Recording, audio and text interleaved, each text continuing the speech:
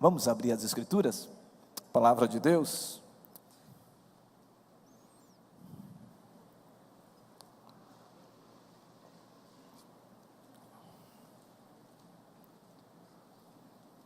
Segunda Timóteo, capítulo 4, de 1 a 5.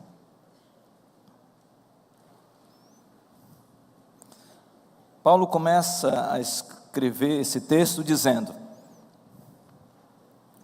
conjuro-te perante Deus e Cristo Jesus, que há de julgar vivos e mortos pela sua manifestação e pelo seu reino.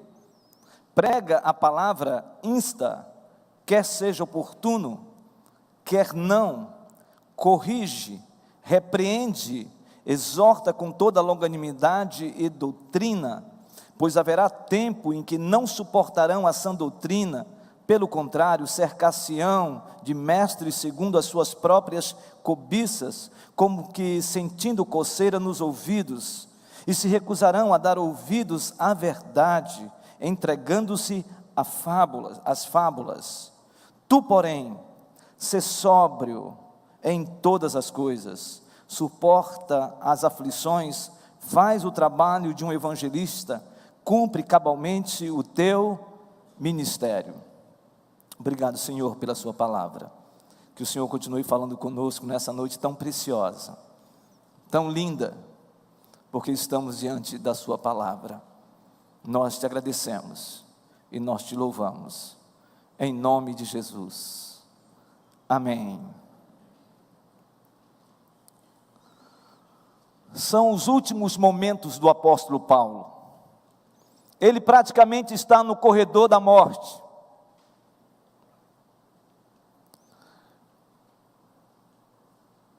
Ele sabe que será provavelmente decapitado. Ele tem consciência de que o ocaso da sua vida já está no final. Ele sabe que o seu tempo de partida, como diz no versículo 6 em diante, é chegado. Então ele tem uma clareza de que o que ele vai falar para o seu discípulo Timóteo, pastor da igreja de Éfeso, são as suas últimas palavras. E na estrutura dessas últimas palavras, observando esse texto, eu creio que nós podemos dividir esta mensagem em 4 aspectos. Primeiro, uma preocupação do apóstolo em falar para Timóteo a respeito da igreja. O segundo é a ideia de uma forte determinação de que Timóteo precisa viver sob a palavra de Deus. A terceira, poderíamos dizer que é uma visão que Paulo tem e fala a Timóteo a respeito do que será essa igreja se ela não estiver pautada pelas Escrituras. E em quarto é uma exortação para que Timóteo seja um pastor sóbrio e que saiba cabalmente exercer o seu ministério. Penso, irmãos, que esses 4 aspectos estão intrínsecos, estão claramente evidenciados nesses 5 versículos. E Paulo começa falando sobre uma preocupação. Paulo não está preocupado com a sua vida agora. Paulo não está preocupado com o seu momento de ser martirizado e morto. Paulo não está preocupado com o seu ministério específico e nem com a sua vida. A preocupação de Paulo é em transmitir para Timóteo uma profunda preocupação que está no coração do apóstolo, que é a igreja. E ele começa falando a respeito disso no versículo de número 1. Conjuro-te perante Deus e Cristo Jesus, que há de julgar vivos e mortos pela sua manifestação e pelo seu reino. Paulo aqui usa uma linguagem forense, uma linguagem de tribunal. Paulo está falando aqui de uma maneira solene dando um testemunho solene de que tudo que ele vai falar para o seu discípulo é algo importante e que está sendo feito diante de Deus e de Cristo Jesus.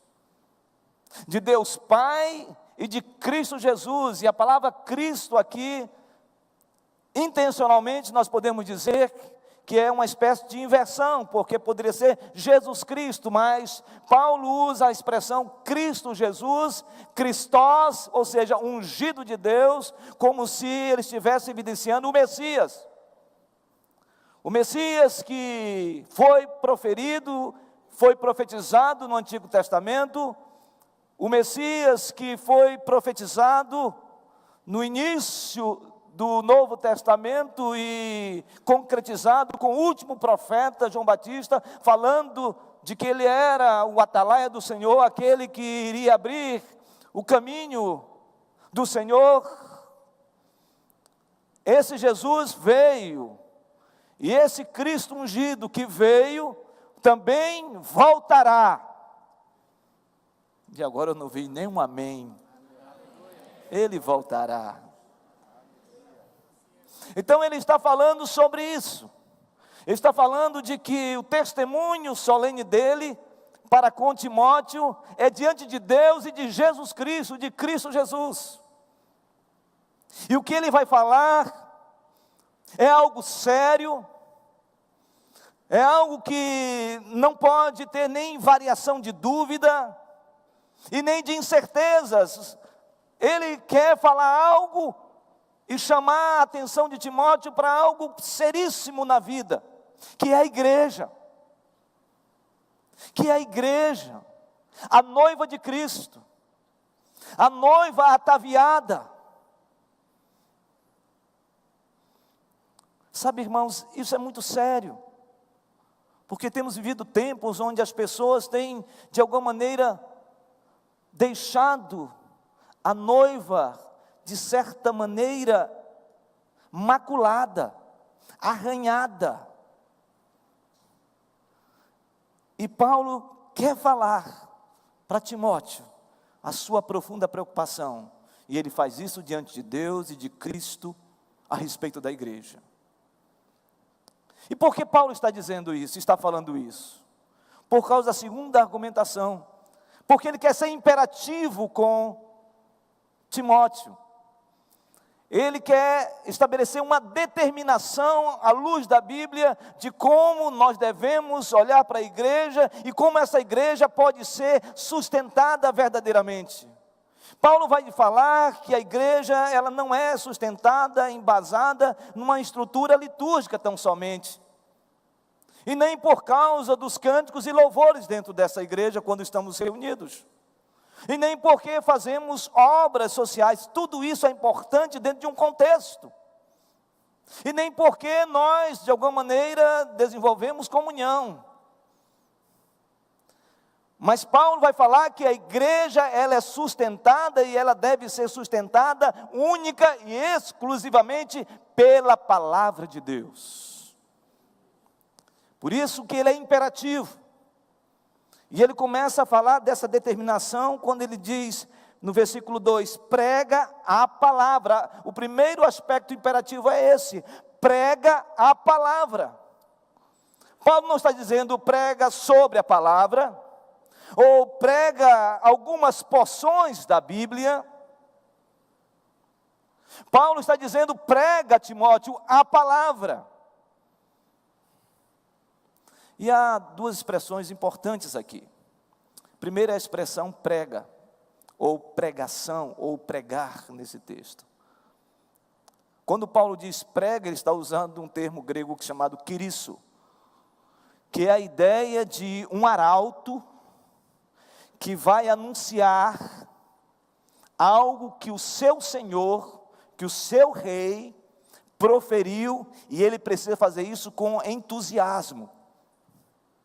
Esse arauto, quando vai anunciar algo proferido pelo seu rei, ele não vai usar a sua palavra, ele não vai usar a sua ideia, ele não vai usar a sua conjectura do que o seu rei disse para ele falar. Ele precisa falar literalmente o que o seu Senhor falou e com entusiasmo. E essa é a segunda questão. Em outras palavras, o que Paulo está dizendo a Timóteo é que ele precisa pregar a palavra de Deus com muito entusiasmo. Ele tem que pregar esta palavra com firmeza. E a palavra pregada literalmente. E aqui é importante, irmãos e irmãs, porque a igreja ela é retroalimentada pela palavra de Deus. Não é pela palavra do pregador, não é pelo anunciar do pregador, mas sim o pregador é tão somente um facilitador da proclamação da palavra de Deus. Ele não tem que inventar, ele não tem que enxertar, ele não tem que acrescentar absolutamente nada. Ele precisa expor o que Deus está falando na sua palavra. Por isso ele disse: prega a palavra. Prega a palavra. Infelizmente, nós estamos vivendo um tempo onde as pessoas têm acrescido muitas coisas na palavra. Há duas expressões gregas que são importantíssimas para entender o tempo que nós estamos vivendo, quando se fala da palavra de Deus. A primeira expressão é a expressão chamada exegese. Exegese significa extrair algo de maneira real e literal do que está sendo falado. Então, quando eu vou ler a Bíblia e quero enunciar algo para os irmãos, eu extraio das Escrituras aquilo que de fato as Escrituras estão falando, para que a igreja seja ministrada pela palavra de Deus. Esse é o aspecto correto que nós devemos fazer. Mas existe uma segunda expressão grega, e que certamente isso tem gerado alguns transtornos dentro da igreja, que é a expressão exegese. A exegese tem um prefixo chamado ek, que significa tirar para fora. É uma redundância, mas é isso mesmo, é extrair para fora. A exegese é quando eu adentro os meus conceitos para as Escrituras. A ideia aqui é de que tem muita gente que não extrai o que a Bíblia diz, mas leva os seus pressupostos já formados na mente, e então leva para a Bíblia e formula um conceito doutrinário, um sistema doutrinário, para ensinar a igreja, e muitas vezes, nesse sentido, cai e nós incorremos em heresias na igreja. O que Paulo está dizendo é: Timóteo, prega somente a palavra de Deus. Fala a palavra. Enuncia a palavra. E é por isso que quando nós olhamos para o capítulo 3, no término do capítulo 3, quando Paulo fala a Timóteo de que toda a Escritura é inspirada por Deus, ele não está dizendo que parte das Escrituras é inspirada por Deus, ou as Escrituras contêm a palavra de Deus. Não, ele diz que toda a Escritura é inspirada por Deus. O que ele está dizendo? Toda a Bíblia, toda a palavra de Deus é inspirada, e o termo inspirado aqui é soprar. É soprada por Deus. É a mesma expressão lá no Antigo Testamento, quando o Senhor soprou fôlego de vida sobre o homem. Essa ideia de soprar, de dar vida. O que o texto está dizendo é que toda a palavra de Deus ela é inspirada, porque foi soprada por Deus, está na mente de Deus, e por isso Paulo fala para Timóteo: prega tão somente a palavra. Somente a palavra. Nada mais do que a palavra. E prega cheio do Espírito Santo. Prega com o coração cheio, com unção, com autoridade, com veemência, com intrepidez, com ousadia. É essa a ideia do texto sagrado. A ideia de um atalaia, de um arauto, é aquele que prega, mas com ousadia, aquilo que o seu governante mandou que ele falasse. Quando a gente olha para a história, nós ficamos cheios de perplexidades sobre os grandes movimentos dos avivalistas. Jonathan Edward, quando leu um sermão chamado Pecadores nas Mãos de um Deus Irado, diz a história de que ele começou a ler o sermão, e lendo o sermão, aquele ambiente, aquela comunidade, aquela igreja foi tomada por uma unção, por um poder grandioso de Deus, que as pessoas começaram a segurar nos bancos da igreja, do templo, porque achavam que estavam como que de fato indo para o inferno, de tão contundente e poderosa foi aquela palavra. A palavra de Deus tem que ser pregada com fogo, com o Espírito Santo.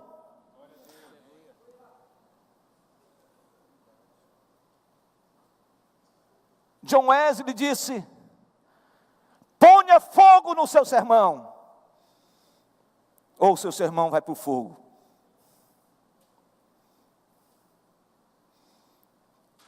Queridos irmãos, Deus está nos chamando para vivermos diante da palavra e pela palavra e com a palavra. Segundo imperativo nesse texto, instar, quer seja oportuno, quer não. Instar, esse termo é um termo grego chamado episteme, que significa estar de prontidão. Você precisa estar pronto.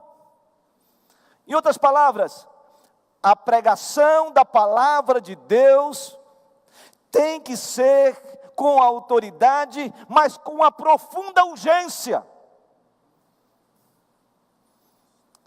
Irmãos, nós precisamos pregar a palavra de Deus com urgência.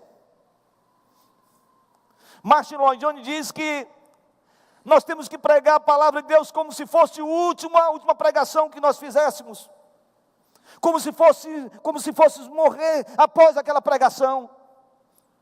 E as pessoas se sentissem assim, que estavam sendo levadas a uma decisão, senão também iriam morrer e a morte eterna. Me parece que nós estamos perdendo essa capacidade, esse entendimento, de que a palavra de Deus precisa ser pregada com urgência. Está na hora, irmãos, isso não é somente para pastor, não é somente para presbítero, diácono, e nem somente para líder de grupo familiar, ou líder de ministério, é para a igreja.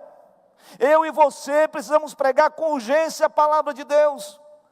Até hoje, ecoa na minha mente, no meu coração, um dia que um homem embriagado na rua chegou para mim e disse: eu estou precisando de Deus, fale para mim de Jesus. E eu, ainda neófito na fé, disse para ele assim: olha, hoje é domingo, à tarde, à noite vai ter um culto na nossa igreja, está ali pertinho, você não vai?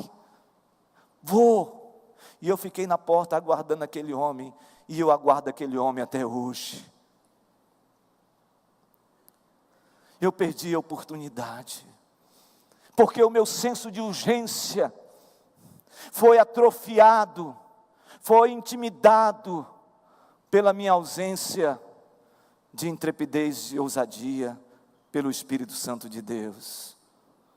Queridos irmãos, jovens, adolescentes, adultos que estão aqui neste lugar, você não pode ser um agente secreto do reino de Deus.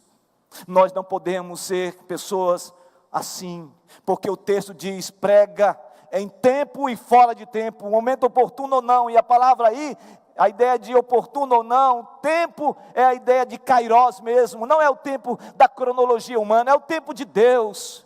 Prega no tempo de Deus, e no tempo de Deus, quando se fala de pregação, de proclamação do Evangelho, ele é atemporal, porque todo momento, em qualquer circunstância, em qualquer lugar, eu preciso ser movido para falar do amor de Deus, a maior notícia da face da terra.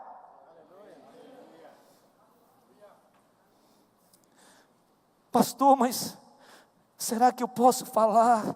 Eu tenho certos receios, porque eu estou num ambiente mais elitizado, mais intelectualizado, eu não sei como é que eu faço. Pastor, você não conhece a minha turma, toda vez que eu falo qualquer coisa, eles começam a rir da minha cara. Pastor, você não conhece a minha escola, pastor, você não conhece a minha faculdade, só tem gente cética, incrédula. Pastor, fico gozando da minha cara, pastor, você... Não! Nós estamos invertendo os valores. Não são as notícias dessas pessoas que devem prevalecer na minha vida, mas é a notícia que eu tenho que dar para elas.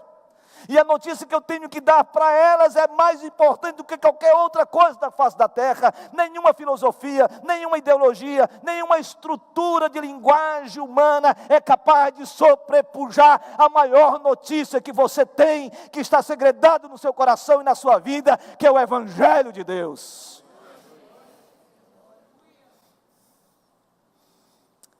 Prega o Evangelho, prega a palavra, prega com urgência. E o texto diz também, corrige. Corrige. Isso é imperativo. Paulo diz, olha Timóteo, corrige. Você é um pastor, corrija. Sabe, irmãos, os nossos púlpitos evangélicos hoje estão sendo intimidados, muitas vezes, porque existem pessoas que fazem dos púlpitos verdadeiros balcões de negócios. Querem agradar todo mundo. Querem agradar a plateia. Quer jogar para a torcida. Quer criar um ambiente super agradável, onde as pessoas entram e passam num enlevo espiritual, um gozo celestial. E o cara usa qualquer texto, e todo texto que ele usa só é uma mesma mensagem. A mensagem é, estamos na bênção. Não, queridos. Também é tempo de correção. E correção aqui no original é levar a pessoa a compreender o seu erro. É saber que a palavra corrige, para levar a pessoa a entender que ela está errada. Nós rasgamos a disciplina da igreja. Nós não falamos mais de pecado. Nós não falamos mais sobre adultério, sobre prostituição. Nós não falamos mais, eu estou falando em contexto evangélico. Nós não falamos mais sobre o inferno. Nós não falamos mais sobre o céu. A gente está pregando um evangelho que parece-me que é completamente dissociado das Escrituras. Parece que é um quinto evangelho.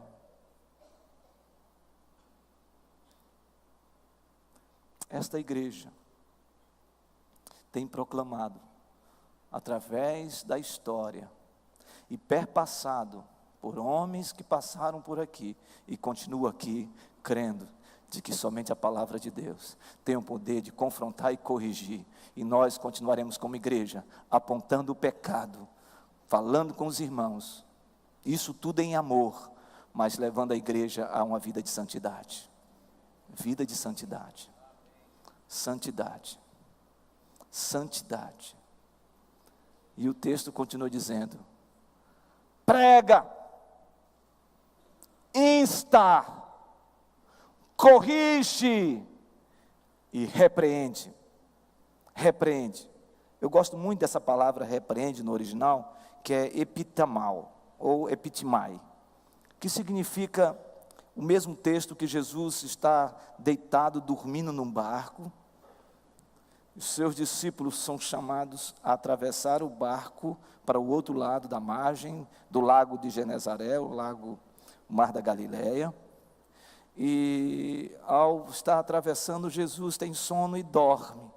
E uma grande tempestade acontece. Uma grande tempestade. E os discípulos disseram, Senhor, vamos morrer. O barco vai afundar.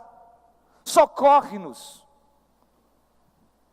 E Jesus se levanta, diz o texto que ele acorda, e imediatamente ele repreende a tempestade. E a tempestade se esvai e o tempo fica completamente calmo.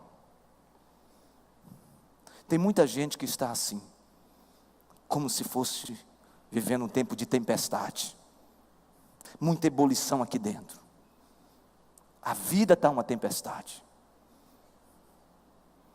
Há muito movimento, a indignação, a raiva, a ira, a discórdia, a amargura, sentimento de rejeição, tudo aqui dentro, uma tempestade dentro dele.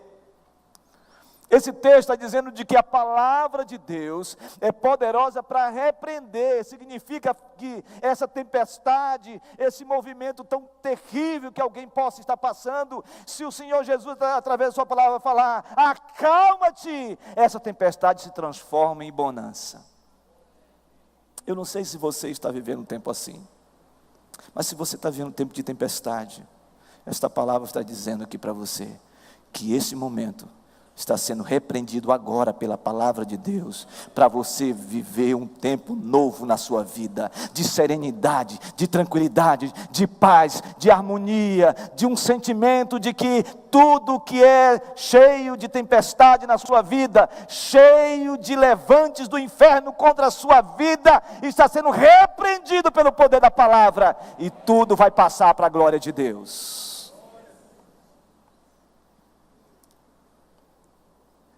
E ele termina esta determinação em falar para Timóteo, dizendo, Timóteo, exorta com toda longanimidade e doutrina. A palavra exorta nesse texto é a ideia grega da expressão paracaléu. Paracaléu está relacionado ao termo parácletos, que se refere ao Espírito Santo. O Espírito Santo não só é o pneuma, ou pneumatos, que é aquele que sopra e que enche-nos com a sua presença, e nos convence do nosso pecado, e nos salva e nos redime, porque ele tem esse poder de nos convencer, mas paráclito significa orientar, significa aconselhar. A expressão paracaléu nesse texto está dizendo de que Paulo está falando para Timóteo, Timóteo, orienta as pessoas com longanimidade, com longo ânimo, seja muito paciente, tenha calma com as ovelhas. Irmãos, tem ovelhas só pela graça de Deus. Irmãos, eu não sei se alguém já fez alguma oração assim. Algum líder de grupo familiar já fez uma oração, por exemplo, Senhor, Tu conheces esse irmão, já faz 20 anos que ele está me perturbando, promove para o céu. Eu não sei, mas se um líder aguenta um irmão durante 20 anos, eu posso dizer que ele tem esse fruto do Espírito, longanimidade. Ser longânimo.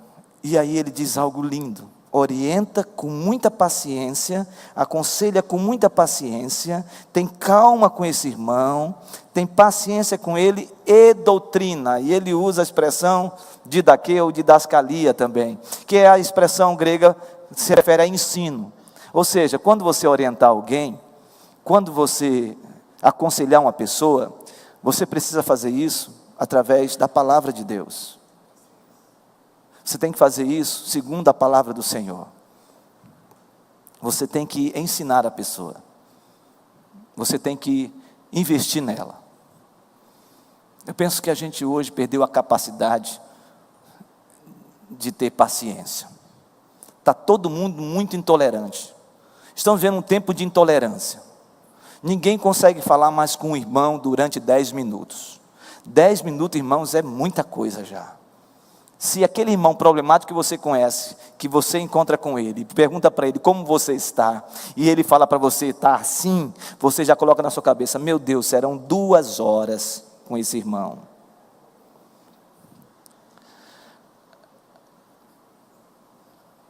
Ou será mesmo, horas e horas, tendo esse sentimento, ou um outro sentimento, de amor, de graça, de bondade, ensinando com a palavra de Deus. Sabe, nossa igreja tem investido em discipulado. Discipulado é um grande desafio. É um grande desafio discipulado. Sabe por quê? Porque não é somente ensinar de maneira cognitiva as coisas para as pessoas. A gente tem que conviver com as pessoas. A gente precisa estar com elas. Ensinar algo para as pessoas não é somente pegar a Bíblia e falar, a Bíblia fala sobre isso. Você tem que viver o que você está falando para essa pessoa. Não adianta você falar e corrigir alguém apontando o dedo para ela, se você não vive aquilo que você está falando. Porque todas as vezes que eu falo para alguém algo que eu não vivo, eu estou sendo legalista. Eu apenas estou impondo sobre ela uma maneira de eu achar sobre as coisas, mas eu não vivo claramente isso. Eu apenas imponho as minhas vontades e os meus desejos sobre as pessoas. E sabe qual é o resultado disso? Despersonalização. Nós despersonalizamos as pessoas. As pessoas perdem a sua identidade, porque elas não sabem mais o que fazer. Tem muitos líderes que impõem, subjugam as pessoas. Sabe por que existem muitas pessoas que não aguentam mais viver em algumas comunidades evangélicas? Porque em vez de nós orientarmos com longanimidade e ensino da palavra de Deus esses irmãos, nós queremos impor sobre esses irmãos os nossos sistemas, as nossas estruturas, muitas vezes dogmáticas. São os dogmas e não a palavra de Deus. E tem muita gente ferida, tem muita gente que chega nessa igreja ferida, porque foi usada, foi abusada espiritualmente. Todas as vezes que uma pessoa é abusada espiritualmente, é porque ela está sendo ensinada não pela palavra de Deus, mas por palavras humanas.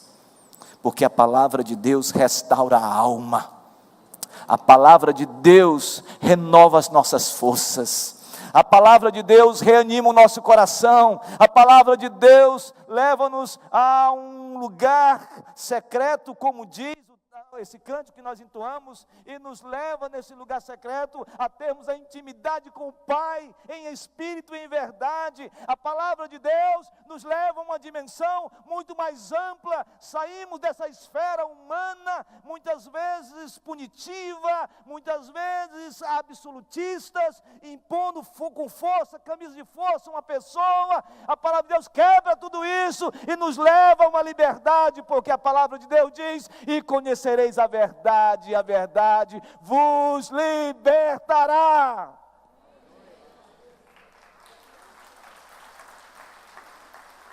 Amados irmãos e irmãs, então nós temos uma preocupação do apóstolo. Nós temos também uma determinação. Agora nós podemos ver aqui o terceiro aspecto importante, que é uma visão. Paulo agora retrata para Timóteo uma visão da igreja. Como essa igreja pode se tornar uma igreja completamente fria, insensível, distante das coisas de Deus, quando ela segue mestres, profetas, que agem com falsidade à luz da Bíblia, e também mestres que apenas pregam fábulas. Ele diz assim, versículo 3, pois haverá tempo em que não suportarão a sã doutrina, pelo contrário, cercar-se-ão de mestres segundo as suas próprias cobiças, como sentindo coceira nos ouvidos, e se recusarão a dar ouvidos à verdade, entregando as fábulas. Agora, Paulo quer trazer uma visão, que eu chamo de antivisão. Ele antevê o que pode acontecer a alguém que não vive na centralidade da palavra de Deus. Ele diz que existem pessoas que estão no meio da igreja e querem ouvir somente coisas que são palatáveis a si. A palavra coceiras nos ouvidos, ou ouvidos que geram coceiras, no original a ideia é algo que seja agradável. Sabe, quando você chega e diz assim, hoje eu quero ouvir coisas agradáveis. Eu estou num lugar, eu quero só ouvir o que eu gosto, o que eu quero, o que eu desejo. Irmãos, Paulo está dizendo para Timóteo, de que vai chegar um tempo o tempo de Deus, de que as pessoas vão querer apenas ouvir o que lhe convier, aquilo que for agradável, aquilo que for aprazível, aquilo que ele gosta. E tem muita gente assim hoje, tem igrejas hoje assim, que só pregam o que a plateia e o público desejam. Tem gente que manda bilhetinho ainda: pastor, eu gostaria que o senhor falasse sobre o sexo dos anjos. Pastor, fale sobre o azeite de Deus. Irmãos queridos, por isso que a pregação expositiva é fundamental dentro da igreja. Porque quando você expõe o texto, você está expondo o texto. E o texto que está sendo exposto é o texto. O que Paulo está dizendo aqui para Timóteo é: continua pregando a palavra, expõe a palavra de Deus, independentemente do que as pessoas desejam e têm avidez em ouvir. Não, prega a palavra, tão somente a palavra. Não importa se as pessoas querem se sentir naquele enlevo, naquele prazer tão somente da sua vida, que seja massageado os seus pecadinhos e os seus pecados de estimação. Não, Paulo está dizendo: confronta, repreende, corrige. Chegou o tempo, irmãos, de nós vivemos numa igreja, se queremos experimentar um verdadeiro avivamento, um verdadeiro quebrantamento na igreja, nós precisamos experimentar o melhor de Deus, que é a palavra dele, e a palavra dele tem que ser íntegra e integralmente enunciada e proclamada no nosso meio. Não tem outro caminho. E ele diz: por quê? Por quê? Ele fala: porque vai chegar um tempo que essa gente vai recusar a ouvir a verdade, entregando-se às fábulas. A palavra fábulas aqui no original é mitos. São os mitos, são as invenções humanas. Então as pessoas vão gostar disso. E é interessante porque ele usa aqui não mestre, vão seguir mestre, ou um mestre. Não, o texto está dizendo que essa gente, eles seguirão mestres. Ou seja, tem gente que não se conforma a viver debaixo de uma orientação pastoral. Ela gosta de vários pastores, de vários mestres, de gente de todo lado. E aí, irmãos, faz uma salada de fruta evangélica, teológica na cabeça. E aí ele vem para a igreja totalmente híbrido. Sabe o que é isso, irmão? Misturado. Esse é um problema da igreja hoje. Não dá, irmãos. Não dá para a gente pregar o evangelho sério, e tem gente ainda pegando copo com água e colocando em cima de rádio e de televisão, porque o mestre falou, então eu vou colocar.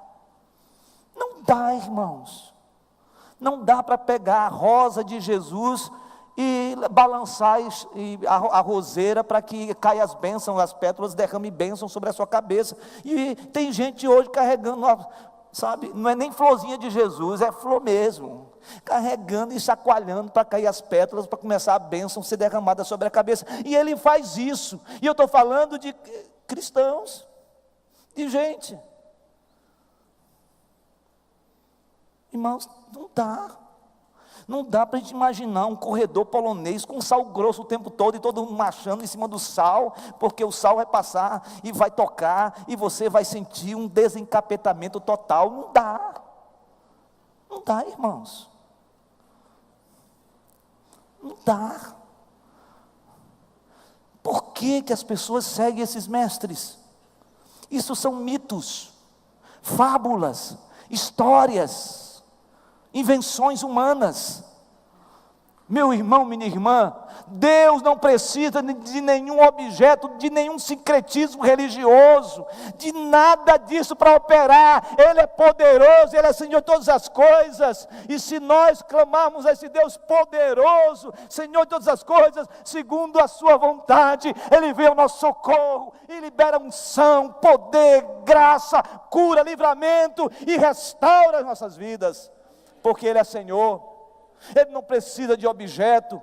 A nossa fé não é uma fé utilitarista. A nossa fé está em Cristo Jesus. A nossa fé está na palavra do Senhor Jesus, que nos prometeu estar conosco todos os dias até a consumação do século. A palavra de Deus é poderosa para quebrar, esmiuçar a penha e transformar um coração mais duro, petrificado, num coração de carne para a glória de Deus. É a palavra de Deus que muda a nossa vida. É a palavra de Deus que transforma o homem. É a palavra de Deus que dá o norte para a igreja. É a palavra de Deus que transforma verdadeiramente o homem, não fábulas, não mitos e nem invenções provocadas por homens, mas sim pelo mestre dos mestres, e o nome dele é Jesus de Nazaré. Irmãos queridos, e finalmente, ele fala sobre uma exortação. Ele diz assim: Timóteo, seja sóbrio em todas as coisas, suporta as aflições, faz o trabalho de um evangelista, cumpre cabalmente o teu ministério. Eu fico imaginando essa cena de Timóteo, lendo essa carta, e os olhos marejados, lagrimejando, o seu mestre, o seu discipulador, prestes a morrer, não se preocupa com ele mesmo, não olha para as suas próprias realidades e sofrimentos, e nem para as suas aflições. Ele olha para a igreja. Paulo está olhando para a igreja, e está olhando para o seu pastor jovem, que está na igreja de Éfeso, e esse pastor, esse jovem, 30, 40 anos no máximo, começa a ler as páginas, e começa a ler, e começa a lagrimar, porque ele ouve palavra de um homem que devotou toda a sua vida por amor a Cristo. E no final ele disse: olha, Timóteo, no meio dessa bagunça toda que está acontecendo, no meio desse sincretismo religioso que está acontecendo, no meio dessa misturança toda de coisas que não são do Senhor, no meio de tudo isso, seja sóbrio. Seja sóbrio. Igreja Presbiteriana de Manaus, sejamos sóbrios. Sóbrios. Discernimento espiritual. Sejamos capazes de aguentar o sofrimento com resiliência. Suporta, querido. Eu sei que não é fácil a caminhada. Sei que tem muita gente aqui sofrendo. Mas lembre-se, você tem Jesus na sua vida. Então fique firme, cumpra cabalmente o seu ministério. Ou seja, cumpra cabalmente a sua caminhada. Faça como Paulo mesmo disse: corri, fiz de tudo nessa corrida em relação ao Evangelho. Eu completei essa corrida, e nesse meio todo, muitas vezes com vontade de desistir, mesmo assim eu guardei a fé. Talvez aqui nesta noite existam irmãos queridos e queridas, que estão correndo essa corrida cristã, e que talvez nessa corrida muitos obstáculos estejam ainda na sua frente. Mas olha, Deus está chamando você para você sobrepujar esses obstáculos, os obstáculos da decepção, os obstáculos da frustração por algo que não aconteceu que você esperava, os obstáculos dos levantes do inferno contra a sua vida. Mas saiba de uma coisa: no final desta corrida, ninguém tem a palavra final é de Jesus. E eu tenho certeza que Ele vai estar com os braços abertos, aguardando você chegar nessa grande corrida. E quando você estiver diante do Mestre, você vai falar para Ele: Senhor, eu sei que eu sou pecador, eu sei que eu cambaleei muitas vezes, mas eu não desisti, eu guardei a fé no meu Senhor Jesus Cristo, a fé no Senhor. E Ele vai dizer: vinde bendito de meu Pai, entrai no gozo, no reino celestial, para a glória de Deus. Por isso, cumpra cabalmente o seu ministério. Continue sendo um evangelista, continue sendo um proclamador do Evangelho, para a glória de Deus. Que seja assim, em nome de Jesus.